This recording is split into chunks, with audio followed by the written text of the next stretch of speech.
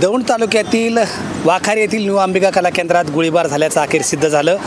त्यामध्ये 4 आरोपींवर गुन्हा दाखल झाला, त्यापैकी 3 आरोपी पकडलेले आहेत। यामध्ये भोरचे आमदार शंकर मांडेकर यांचा भाऊ बाळासाहेब मांडेकर, गणपत जगताप, चंद्रकांत मारणे आणि रघुनाथ आव्हाड अशा 4 जणांवर गुन्हे दाखल करण्यात आले होते।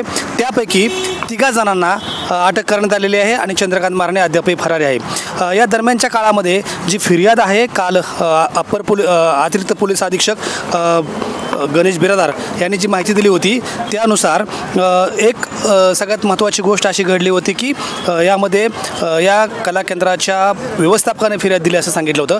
आज या फिर्यादीमध्ये जे नमूद करण्यात आलेलं आहे त्यानुसार या घटनेमध्ये 21 जुलै रोजी रात्री 10:30 ते 11:30 दरम्यान हा प्रकार घडला आणि त्यामध्ये नाच लावणी सुरू असतानाच बाळासाहेब मांडेकर यानं बंदुकीतून फायरिंग केलं, अशा स्वरूपाची फिर्याद होती। आणि त्यामध्ये एक जी कलाकार आहे ती चक्कर येऊन पडली आणि गोळी छातीला लागली, अशा स्वरूपाची सगळी ही फिर्याद होती। आणि त्या फिर्यादीनुसार या 3 जणांना अटक करण्यात आलेली आहे। एक आरोपी अजून फरार आहे। जे अटक करण्यात आलेले आहेत आरोपी त्यांना दौंडच्या न्यायालयात हजर केलं जाणार आहे।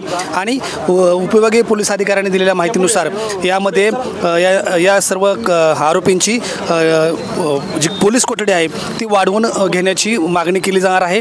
आणि यामध्ये शस्त्र पोलिसांनी हस्तगत केलेलं आहे आणि एक वाहन देखील हस्तगत केलेलं आहे।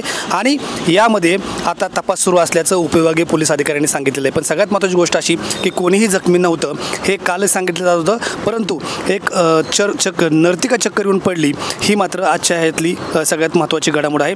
आणि ह्या नर्तिकेला दवाखान्यात नेण्यात आलं होतं असं व्यवस्थापकाने सांगितलं आहे। म्हणजे यामध्ये हे अंबिका कला केंद्र सातत्यानं वेगवेगळी माहिती देत आहे आणि हेच काल जे सांगितलं गेलं ते वेगळं आणि आज सांगितलं गेलं ते वेगळं आहे। एकूण फिर्यादीमध्ये जे नमूद केलेलं आहे त्यानुसार या नर्तिकेला चक्कर आली, ती घाबरली, पडली आणि त्यानंतर तिला दवाखान्यात हजर करण्यात आलेलं आहे। म्हणजे थोडक्यात जे सुरुवातीपासून सांगितलं जात होतं त्यामध्ये जे तथ्य आढळून येत आहे ते हळूहळू समोर येत आहे असं यावरून दिसतं आहे।